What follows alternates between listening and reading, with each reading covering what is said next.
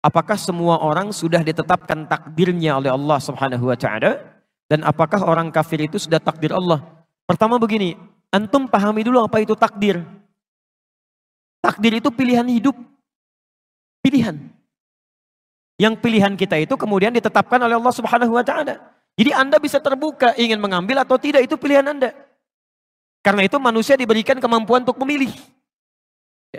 Misal, baik dan buruk.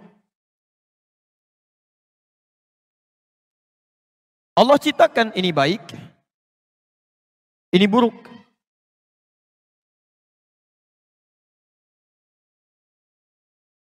Ini positif, ini negatif. Apa-apa itu dunianya, anak-anak memang begitu ya. Kalau tidak teriak-teriak ya jalan-jalan. Atau lompat-lompat. Yang paling aneh orang tuanya yang teriak-teriak. Atau yang jalan-jalan, biarkan aja itu dunianya. Cuma dikondisikan aja. Lihat sini. Allah menciptakan kebaikan dan keburukan. Yang buruk ini diciptakan bukan untuk menjadikan Anda berperilaku buruk, bukan. Tapi untuk menguji supaya yang baik-baik ini muncul ke permukaan. Misal, Allah ciptakan sifat jujur. Saat yang bersamaan dibuat lawannya dusta, bohong. Allah ciptakan sabar, dibuat lawannya marah. Allah ciptakan tawadhu, rendah hati, dibuat lawannya sombong. Allah menciptakan sombong ini bukan menjadikan seseorang untuk jadi sombong, bukan. Tapi untuk menguji supaya sifat tawadunya muncul. Sebab kalau nggak diciptakan sombong, nggak akan kelihatan tawadu. Kalau nggak dibuat marah, nggak akan kelihatan sabar. Jadi ini dibuat untuk melatih supaya sifat ini muncul. Ini konsepnya ada di Quran surah ke-91 ayat 7 sampai dengan 10. Jadi kalau Anda menemukan sifat marah di orang lain, itu tandanya Allah titipkan marah itu supaya melatih kesabaran pada Anda supaya muncul. Halo? Contoh. Bapak pulang dari kantor, ibu menerima di rumah. Begitu suaminya pulang misalnya, Allah titipkan sifat marah pada suami. Saat suami marah itu bukan ingin menjadikan suami pemarah, bukan. Tapi untuk menguji sifat sabar dalam istri supaya muncul ke permukaan.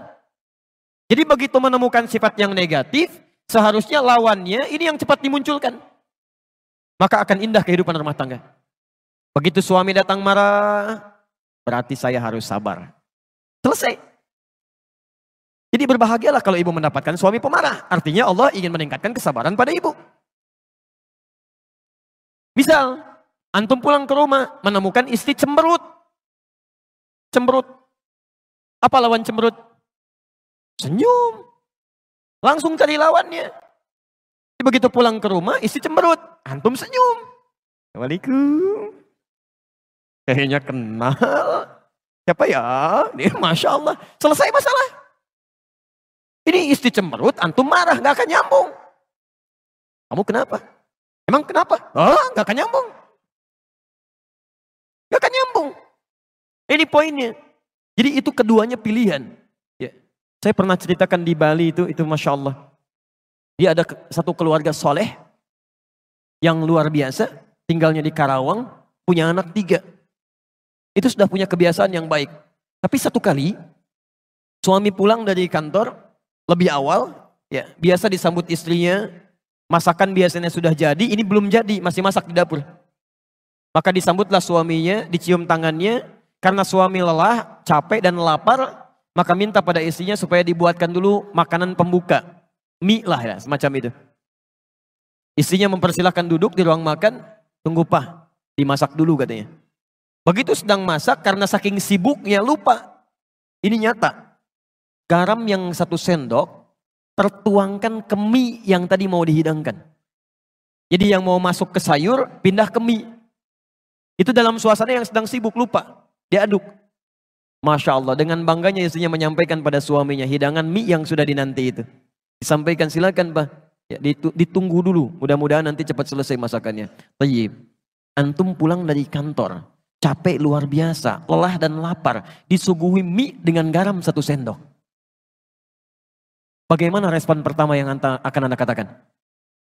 Masya Allah. Lihat-lihat kalimatnya.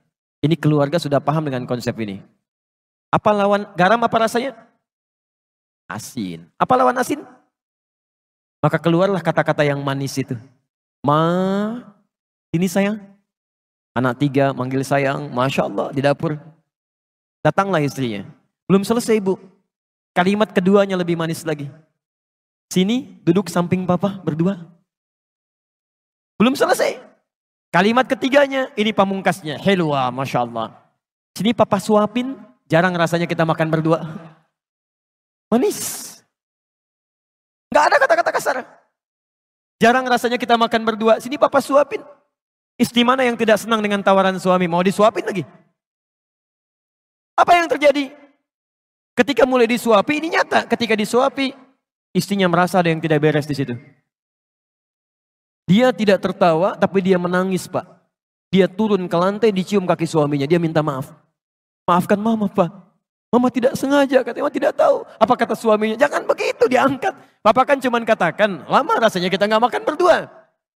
Apa yang terjadi? Gara-gara garam 1 sendok yang asin ini, muncullah cinta yang sangat manis bersemi.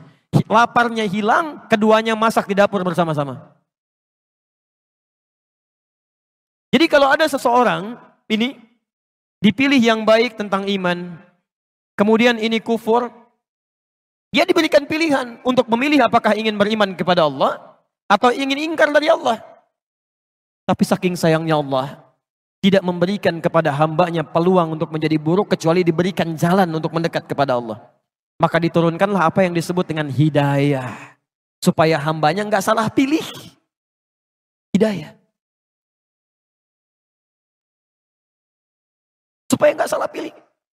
Padahal mudah bagi Allah untuk membiarkan, ayo pilih aja sana, ini pilih sini, tidak. Saking inginnya Allah semua hambanya memilih yang baik, diberikan hidayah. Ada yang masuk lewat telinga. Azan. Apa artinya azan? Bukan, itu secara fikih. Kalau secara bahasa artinya telinga. Jamaknya udhun. Ya, maaf dari kata udhun, jamaknya azan, telinga. Jadi kalimat yang satu-satunya akan sampai kepada telinga selama masih punya pendengaran. Saya saat berada di Kairo, di Mesir selesai adzan, itu Libya adzan. Libya selesai adzan, Tunisia adzan. Tunisia selesai adzan, Maroko adzan. Maroko selesai adzan, Aljazair adzan. Nyebrang sedikit ke Spanyol, ke Prancis, ke Italia. Ternyata Masya Allah, lafaz adzan tidak pernah berhenti dalam 24 jam. Antum cek aja Selamongan sini. Ini berhenti, sana adzan, sana adzan, sana adzan. 24 jam. Kalau itu bukan kalimat yang Allah sampaikan kepada kita, mustahil bisa ada kalimat seperti itu. 24 jam. Bukankah di situ diperkenalkan lafaz Allah? Allahu Akbar, Allahu Akbar. Bukankah diperkenalkan kalimat syahadat? Asyhadu an la ilaha illallah. Dan tidak sedikit orang mendengarkan adzan kemudian dia masuk Islam. Ada hidayah lewat pandangan. Ya, pernah ada 2 orang. 1 orang Indonesia, kedua dari luar. Kuliah di Amerika. Yang orang Indonesia ini bagus. Dia seringkali lihat acara Channel One dari Mekah. Tersambung lewat Masjidil Haram. Secara singkat 1 kali, dia sedang buka acara sholat Isya di Masjidil Haram. Ya, imamnya saat itu Syekh Sudais. Dia iseng bertanya kepada kawannya. Dia katakan, kawan, menurut kamu ada berapa orang di masjid itu? Kata non-muslim tadi, ya mungkin ribuan orang. Kata temannya, tidak, itu paling minimal 500.000 orang. Lalu dia bertanya lagi, berapa waktu yang dibutuhkan untuk menjadikan orang-orang ini bisa rapi seketika? Kata temannya tadi, paling minimal mungkin 2 pekan. Jadi dia bayangkan satu-satu dirapikan begini. Kata temannya yang muslim, saya akan tunjukkan kepada Anda. Tidak sampai 5 menit semuanya akan rapi. Temannya kaget, mustahil itu. Kata kawannya, saya tunjukkan. Begitu iqamah. Allahu Akbar, Allahu Akbar, Allahu Akbar. Yang tawaf semua berhenti. Bikin barisan rapi. Belum 1 menit. Temannya sudah bingung. Tunggu sebentar. Begitu Syekh Sudais mengatakan, istau, taqimu. Rapatkan, luruskan. Kemudian mulai bertakbir, semua takbir. Tidak ada yang diam. Tidak tahu apa yang terjadi? Teman ini langsung berkata yang non-muslim, tolong tunjukkan kepada saya bagaimana caranya masuk Islam. Karena agama ini pasti bukan rekayasa manusia. Mustahil bisa begini. Tunjukkan pada saya bagaimana caranya masuk Islam. Orang cuma nonton sholat Isya, bisa masuk Islam. Antum yang sudah dikasih nikmat Islam menunda-nunda sholat Isya. Itu pilihan. Di konsep ini ada di Quran surah ke-29 ayat 69.